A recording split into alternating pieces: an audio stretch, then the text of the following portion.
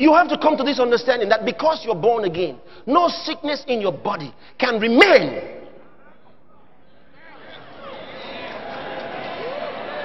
No disease can remain in your body.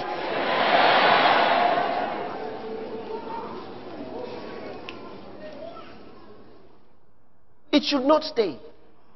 After you have heard this word, not after you have heard this message, no sickness should remain in your body.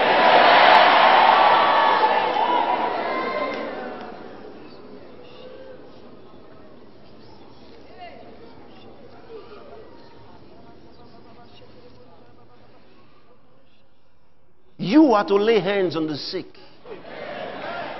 You are to go and heal others. That is what you're supposed to be doing.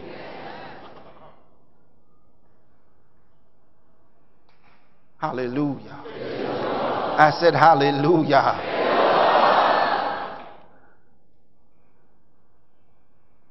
Somebody will leave his crutches behind today. Are you hearing me? Somebody will leave his wheelchair behind today. Are you hearing me?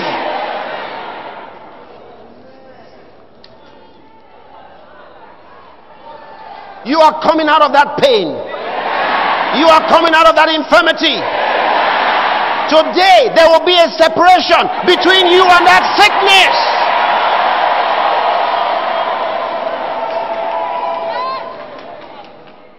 Today.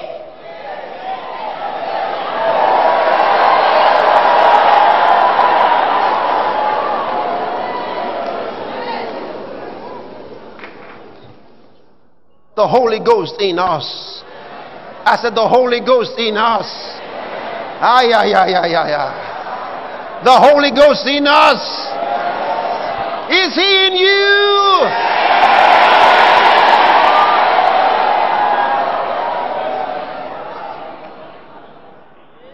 Do you have the Holy Ghost in you?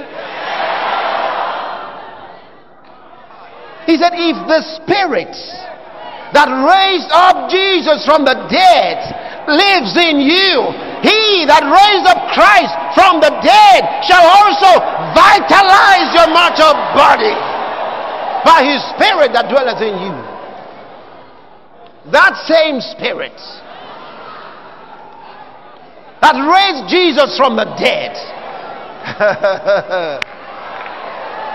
that same Spirit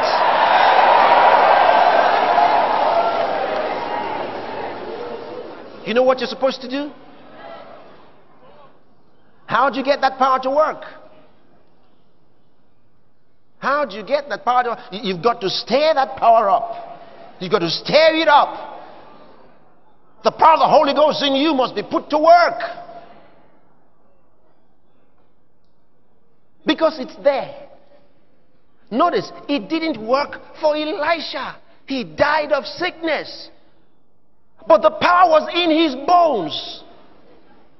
If it could make a dead man come to life, what could it have done for Elisha himself? God proved to us that even though Elisha died of sickness, the power did not fail. So it was not the power of God that failed Elisha.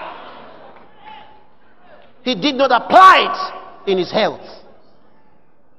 Somebody said, I don't understand. When I pray for people to get healed, but when I get sick, nothing, I can't help myself. Yes, you're like Elisha. Because you're supposed to know what to do with the word of God in your own life. That's what Paul said. That's why Paul was not sick. He says, we with open face, beholding as in a mirror the glory of God, we are changed. Changed. As we look, we are changed. We become what we see in the Word of God. The more glory we see in the words, the more glorified we are.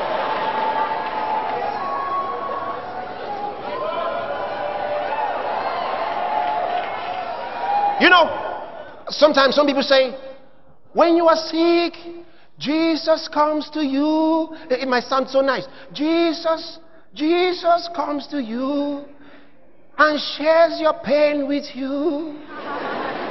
Jesus comes to you and shares your sickness with you. Jesus comes to you It doesn't matter how softly spoken it is, it's a lie. It's a lie from the pit of hell. Jesus doesn't come to share your pain. Jesus, oh, come on here, somebody. Come on. My.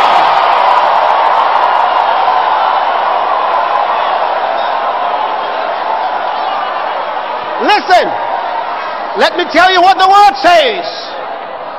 In St. Matthew's Gospel, chapter 8 and verse 17, the Bible says, Himself, not both of us, Himself took your infirmities and bore your sicknesses. He's not sharing it, He took them away. Himself, not both of you. Himself. That's King James way of saying He alone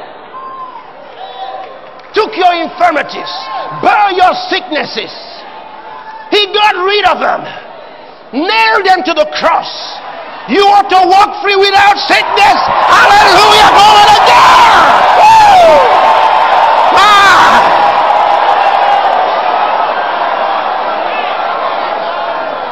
He doesn't come to share your pain in the hospital. He doesn't come to share your sickness. You know what He tells you? Son, arise. Sickness is an old saying. It doesn't matter what you're going through right now.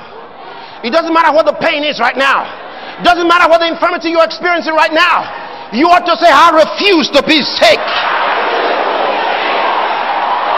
I refuse. I refuse.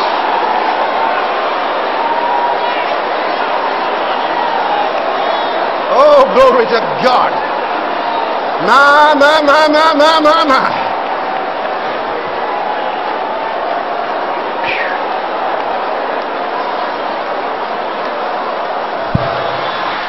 Oh, thank you, Lord. I walk in health. I walk in victory in the name of Jesus. I refuse to be sick. I walk in the glory of God. I refuse to be sick.